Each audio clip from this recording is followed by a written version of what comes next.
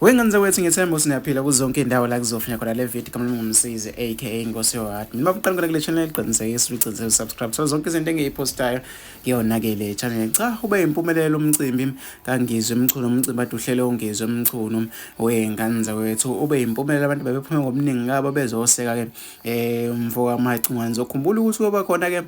ukuphazamiseka kube khona ngekhathi ke la khona amaphoyisa abemvimba khona kodwa ukwazile uNgizwe MChunu ukuhlanganisa abantu bagcwala ke bathi phama nabaculi bafika ke bezonandisa bezobona bezojabulisa abantu kuyona ke le ndawo sayihalisela insizwa kaMChunu ngokuhlanganisa abantu noma ke abantu abaningi kangaka abantu abaningi sebeqhele bayakhuluma oyenganza kwethu ngokuqhathanisa kabantu kade bese Moses Mabhida nalaba kade bekungizwe MChunu abanye ke bethi